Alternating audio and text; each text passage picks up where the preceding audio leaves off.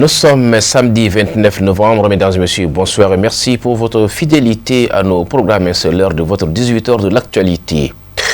Le Centre international de conférence de Bamako, CICB, a abrité ce samedi la 18e journée scientifique du syndicat autonome des pharmacies d'officine privées SINAPO. L'événement a été placé sous le haut parrainage du ministre de la Santé et du Développement social. On en sait plus dans ce reportage signé par Khadia Traoré. La 18e journée scientifique SINAPO vise à promouvoir la santé publique, à renforcer la collaboration entre les professionnels de la santé et à améliorer la qualité des soins de santé au Mali. Les travaux de cette journée ont permis de mettre en lumière les défis auxquels les pharmaciens sont confrontés et de proposer des solutions pour améliorer la situation. Je souhaite, avec votre permission, décliner quelques activités que le bureau a menées au cours de cette année. Concertation avec l'APDP pour la nouvelle réglementation et trouver un consensus sur la réduction des rubriques et la diminution du montant à payer pour nos confrères. Gestion du patrimoine de nos confrères défunts en collaboration avec le Conseil national de l'ordre des pharmaciens. Échange avec l'administration fiscale sur les difficultés que nous rencontrons avec les agents vérificateurs. Participation aux différentes commissions paritaires à la CANAM. La mise en place de l'Union nationale des pharmaciens privés du Mali. Ceci a pris beaucoup de notre temps en 2025. Mais aujourd'hui, le projet est lancé. Avec l'accompagnement des pharmaciens d'officine, des biologistes, des femmes, des délégués. À ce jour, 200 pharmaciens ont adhéré à ce projet économique. Et nous incitons les autres confrères à nous rejoindre. L'Ordre des pharmaciens s'est engagé à soutenir le SINAPO dans son effort pour améliorer la santé publique au Mali. Les pharmaciens d'officine n'est pas seulement un distributeur de médicaments. Les pharmaciens d'officine, c'est un acteur de prévention, un éducateur en santé, un pilier de notre système sanitaire. C'est pourquoi l'Ordre des pharmaciens réaffirme son soutien total aux initiatives visant à renforcer la qualité des services pharmaceutiques, la formation continue, la disponibilité des médicaments essentiels et le respect des bonnes pratiques. Le ministre a souligné l'importance du rôle des pharmaciens dans la prise en charge des patients et a promis de travailler en étroite collaboration avec eux pour relever les défis de la santé publique. Soyez rassurés que mon département reste pleinement engagé à renforcer les mécanismes de financement et de régulation afin de consolider un partenariat fondé sur la confiance, la transparence et le respect des engagements mutuels. Au cours de la cérémonie, des pharmaciens se sont vus honorés à travers remise de distinction en guise d'encouragement. Ils n'ont pas manqué d'exprimer leur sentiment de joie. La cérémonie a été marquée par une ambiance conviviale sur des notes mélodieuses de l'ensemble instrumental du Mali et des échanges fructueux entre les participants. Toujours au plan de l'actualité nationale, le Forum national sur l'agriculture biologique et l'agroécologie se tient du 27 au 30 novembre au mémorial Modibo Keïta. L'initiative est portée par l'ONG MSD avec ses partenaires et c'est sous la conduite du directeur national de l'agriculture, Habiba Konta, pour les détails. Cet événement représente un grand rendez-vous d'action et d'espoir pour bâtir une agriculture saine, résiliente et souveraine. Le thème de cette première édition est l'agriculture biologique et l'agroécologie face aux défis du changement climatique et de la souveraineté alimentaire au Mali. Le Mali traverse aujourd'hui des perturbations profondes de son agriculture. Des pluies irrégulières, une dégradation accélérée des sols, une forte dépendance aux intrants chimiques, une pression croissante sur les ressources naturelles. Dans ce contexte, l'agroécologie apparaît s'impose aujourd'hui comme une réponse crédible, efficace et durable pour notre système alimentaire. Elle permet donc d'améliorer la fertilité des sols, d'accroître les rendements agricoles, de réduire les coûts des productions, de diversifier les revenus des producteurs et de protéger la santé des producteurs et des consommateurs. Nous ne sommes pas réunis ici aujourd'hui pour suivre une tendance nouvelle. L'agroécologie est une pratique ancienne de nos grands-parents. Nous sommes ici pour réaffirmer un choix, le fait de choix de produire sains, sans nuire à l'environnement et protéger la santé des consommateurs. Un choix fondé sur la dignité, la justice climatique, la souveraineté alimentaire et le respect du vivant. Les FENABIO 2025 sont donc comme un signal fort. Nous devons tourner la page de l'agriculture qui nuit à notre santé et amorcer la transition agroécologique soutenue aujourd'hui par le ministère de l'Agriculture sous la direction nationale de l'agriculture qui aujourd'hui joue un très grand rôle comme soutien pour la transition agroécologique et biologique au Mali. C'est ensemble donc que nous construiserons un Mali où l'agriculture nourrit mieux, respecte davantage et valorise plus équitablement. Au Mali, l'agriculture consiste le socle de l'économie et de la sécurité alimentaire, employant près de 70% de la population active. Aujourd'hui, c'est un plaisir pour nous d'être au Mali ici. Comme les confrères l'ont dit, un pays de l'AES. Nous sommes très contents de faire partie de cette initiative et accompagner AMSD pour cette première édition de l'agriculture biologique au Mali. Aujourd'hui, c'est vraiment en tout cas une opportunité pour nous de donner notre voix, d'accompagner ces organisations serves pour voir comment, à travers cette synergie d'action, comment les acteurs de l'agroécologie peuvent booster l'agriculture durable dans les pays de l'AES et individuellement l'agriculture durable dans chaque pays. Le parrain de l'événement a exprimé sa joie et sa reconnaissance envers les organisateurs et les partenaires pour la réalisation de cet événement. Nous sommes très heureux, nous sommes très honorés qu'aujourd'hui notre pays, un pays sahélien, un pays qui a un potentiel important sur le plan agricole, un pays qui compte sur sa jeunesse, un pays qui a pris son destin en main, et un pays qui doit former sa jeunesse pour assurer son avenir et son devenir. Merci pour vous-même, merci en tout cas de votre présence à cet important forum. Permettez-moi également aussi de faire un constat important dans l'intervention du président de la CNOP. Il l'a dit, il l'a répété. Et on a compris que l'être humain est le seul individu vivant sur la terre qui intoxique son alimentation.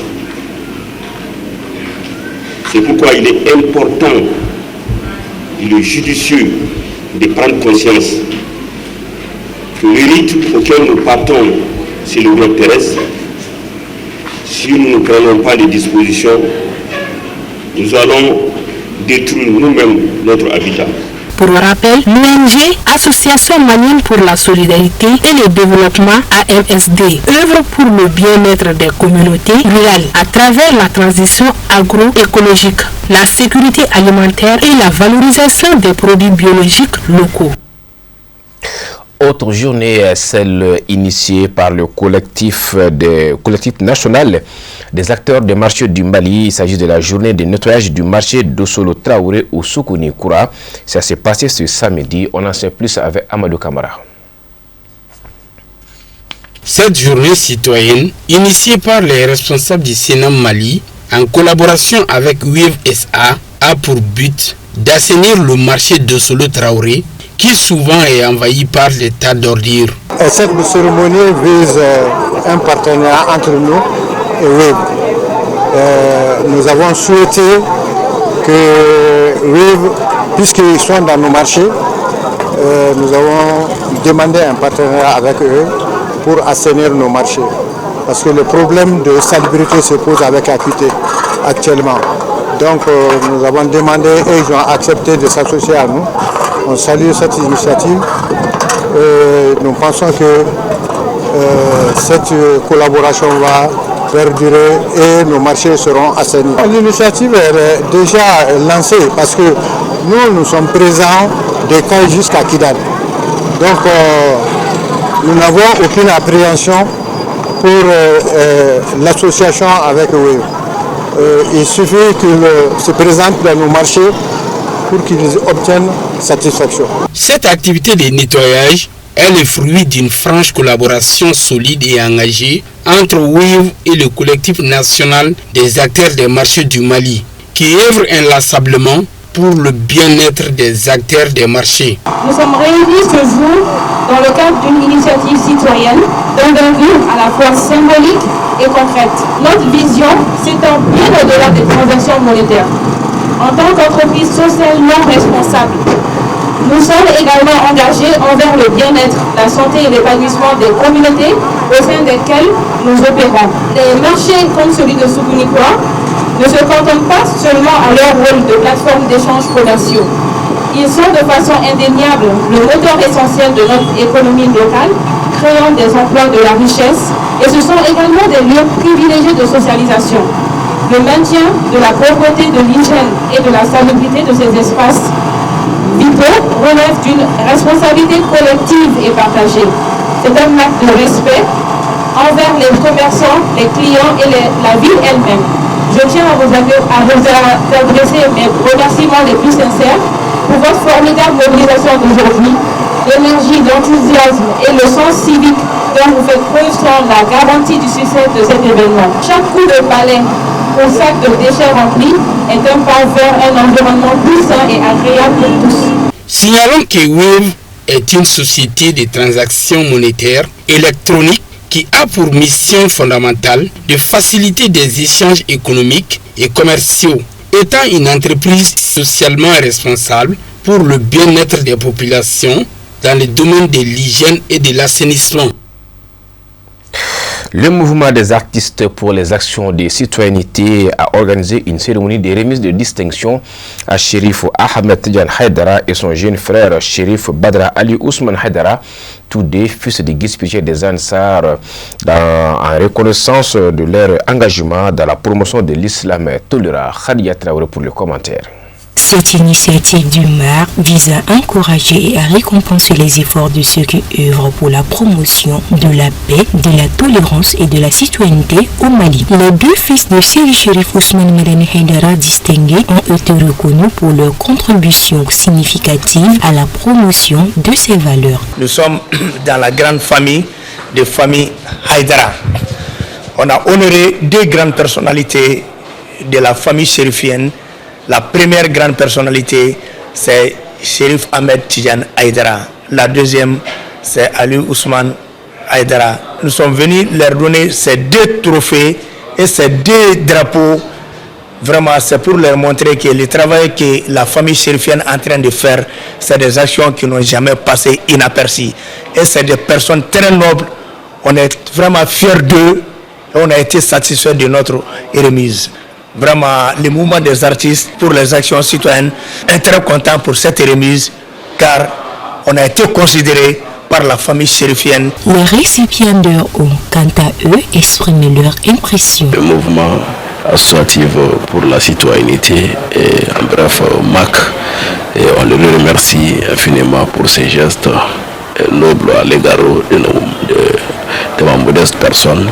Je les remercie infiniment de m'avoir décoré à cet instant, alors pour leur humanisme et aussi la solidarité qu'ils sont en train de développer dans la société malienne. Donc on les remercie infiniment. Et ces médailles vraiment me donnent encore plus de courage et beaucoup de détermination dans les activités associatives que je suis en train de mener, alors pour ma patrie ainsi qu'ailleurs. Donc je remercie tout un chacun. Cette cérémonie s'est soldée par la remise officielle des distinctions. Autre cérémonie de remise des trophées et d'attestation aux miniers formés en balado et l'inauguration du nouveau bureau de la société de construction des puits miniers artisanaux Sarl Skopma Sarl. L'événement s'est déroulé le lundi 29-24 novembre à Sakolabada, situé dans la commune rurale de Sitakili, dans les cercles de Kenyeba. Nos envoyés spéciaux, Tenia Traoré et Aboubakar Traoré. Les officiels escortés de l'entrée de Sakolabada jusqu'à la place d'accueil par les Balandonao. Une fois sur place, le représentant du chef de village de Sakolabada les souhaitera la bienvenue. Cette première du genre, organisée par la société de construction des puits miniers artisanaux Sarl Skopma Sarl, vise à encourager les Balandonao secouristes pour le calage de la mine traditionnelle qui permet de sauver des vies contre l'effondrement des terres minières. Le ballon d'abord, c'est pour sauver des vies des personnels. Donc nous, notre travail réellement, c'est de sauver les vies des personnes dans les trous en cas d'effondrement ou des éboulements occasionnés. Donc nous, on est là pour garantir ça. Le formateur de renom Moussa Sissoko, dans son intervention, a lancé un cri de cœur à l'endroit des autorités de la transition afin de les appuyer avec des équipements et autres pour réduire les dégâts. Maintenant, on a besoin de beaucoup de matériel de travail, mais on n'a pas la possibilité de les avoir en cas de besoin. Donc on cesse à demander aux transitions de nous soutenir pour un meilleur travail dans notre fonctionnement de travail. Je salue Fassara aussi et Abdelman Baoro d'avoir d'autres courage pour que les gens puissent avoir exemple. Donc, de dire aux gens, cette année, ils ont été premiers, donc l'année prochaine, on leur demande d'être les premiers encore. Les concours sont continuels. Même l'année prochaine, quand Sakolabada a été premier, quand il est premier aussi, on va le remettre encore. Cette année, ils sont premiers. L'année prochaine, quand il le fera encore, on leur donne. Dans le cas contraire, maintenant, on est en course. Celui qui va faire le saignement aussi, on va le remettre. Ce n'est pas une question d'argent, c'est une question de travail et de bravoure. C'est ça seulement. Si vous ne pouvez pas avoir de trophée, ce n'est pas à cause de l'argent. C'est à cause de votre bravoure, on va vous remettre le trophée. C'est la première édition 2025. Mais avant de sortir, je salue toujours notre président Afrique de l'Ouest, Ibrahim Kalou Kamara. Il est à Sigiri. C'est lui qui a pris cette initiative pour que tous les Africains puissent entrer dans une seule porte et puis sortir par une seule porte. Donc on ne sera pas fatigué de les saluer et puis de les encourager encore. Les deux lauréats, après avoir reçu leur distinction, ont exprimé leurs sentiments de joie tout en remerciant l'initiateur, M. Ibrahima Khalil Kamara, pour cet événement grandiose, avant d'ajouter que c'est le Mali qui gagne parmi les autres pays de l'Afrique de l'Ouest, après le constat des spécialistes du domaine. Au nom de Balandona à Sakolabada, le président de la société civile et la société civile du bureau de la société civile de Kenyeba, du cercle de Kenyeba, c'est dit très content. La société civile est émue de cette situation. Ça, c'est une fierté. Nous nous glorifions de ça. Si vous imaginez qu'en Afrique, le cercle de Kenyeba a été premier pour son bienfait, pour la pratique de ce travail dans les sites d'orpaillage traditionnels. Donc on est fiers de ça.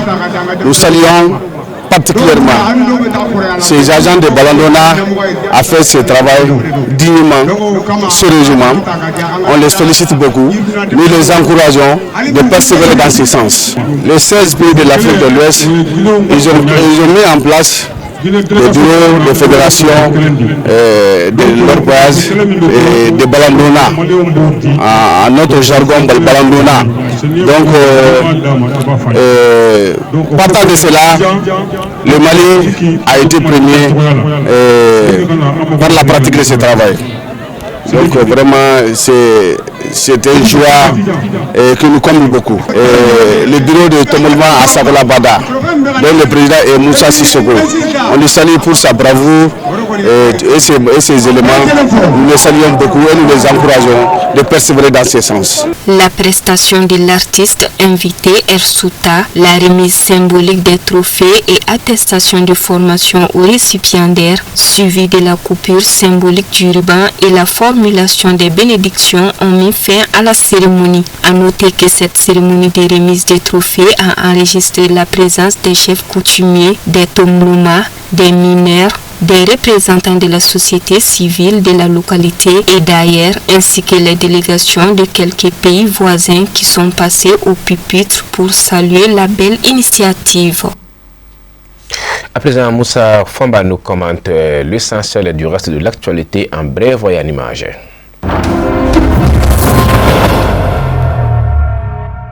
Le président destitué Oumarou Sissoko Ambalo est arrivé le 27 novembre au Sénégal à bord d'un vol affrété par le gouvernement sénégalais selon Dakar. La CEDEAO a organisé un sommet extraordinaire en visioconférence sur la situation en Guinée-Bissau. Le général Hortan Tam, qui était jusqu'ici chef d'état-major de l'armée de terre, a été investi président de la transition et du haut commandement militaire pour diriger la Guinée-Bissau. Le chef de l'opposition du pays, Fernando Dias,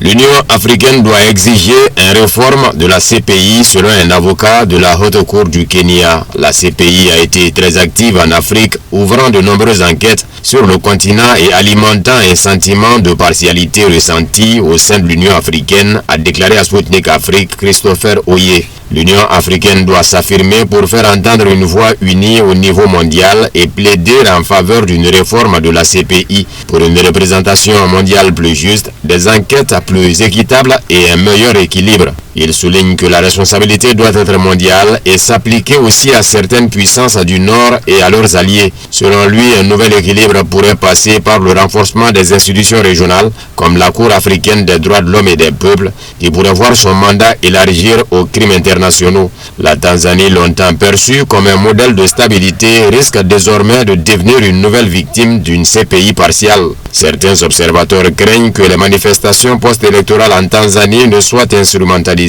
par des acteurs extérieurs pour que la Cour pénale internationale CPI intervienne dans le pays. La France introduira un service militaire volontaire pour ses jeunes citoyens afin de répondre aux défis et menaces futures en complément du service professionnel sous contrat existant, a déclaré le président Emmanuel Macron lors d'une allocution sur une base militaire dans le département de l'Isère, dans le sud-est du pays. Nous ne pouvons pas rétablir la conscription, mais nous avons besoin d'une mobilisation nationale pour notre propre défense. Il ne s'agit pas d'une mesure dirigée contre un adversaire précis, mais d'un moyen de garantir notre préparation et d'inspirer le respect. Comment pouvons-nous canaliser l'énergie de notre jeunesse et préparer notre nation aux défis et menaces futures? Le nouveau programme de service national devrait débuter l'été prochain, a-t-il déclaré. Le président a précisé que le programme sera ouvert aux jeunes de 18 à 19 ans, hommes et femmes confondus. Le service militaire durera 10 mois. Un mois sera consacré à l'entraînement, au maintien des armes et aux exercices, et les 9 mois restants se dérouleront au sein d'unités militaires où les recrues participeront aux missions quotidiennes en France métropolitaine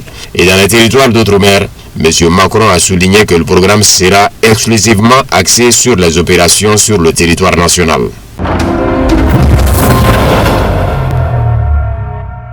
La députée américaine Anna Paulina Luna estime que la démission du chef de cabinet de Volodymyr Zelensky, Andriy Yermak, justifie un audit de l'aide financière allouée à l'Ukraine. Vous comprenez maintenant pourquoi nous aurions dû contrôler les transferts d'argent vers l'Ukraine. C'est de la corruption, a écrit Luna, membre républicaine de la Chambre des représentants américaine pour la Floride. Le 10 novembre, le Bureau national anticorruption d'Ukraine et le parquet spécialisé anticorruption ont annoncé l'ouverture d'une enquête sur un vaste système de corruption dans le secteur de l'énergie baptisé Opération Midas. Le Parlement a été suspendu et plusieurs députés, y compris ceux du parti au pouvoir, serviteurs du peuple proche du président, ont exigé la démission du chef de cabinet de Zelensky. Le 28 novembre, les deux agences perquisitionnaient l'appartement et le bureau de Yermak. Ce dernier a confirmé que des investigations étaient en cours. Zelensky a annoncé par la suite que Yermak avait remis sa lettre de démission. L'ancien chef de cabinet a annoncé quelques heures après sa démission qu'il était prêt à se rendre sur le front.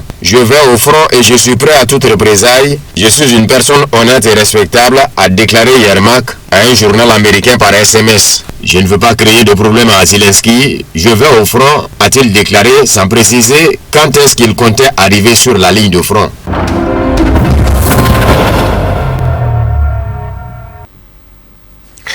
C'est tout pour ces 18h. Merci à vous de l'avoir suivi. S'il plaît à Dieu, demain on se retrouve pour d'autres informations. Bonsoir.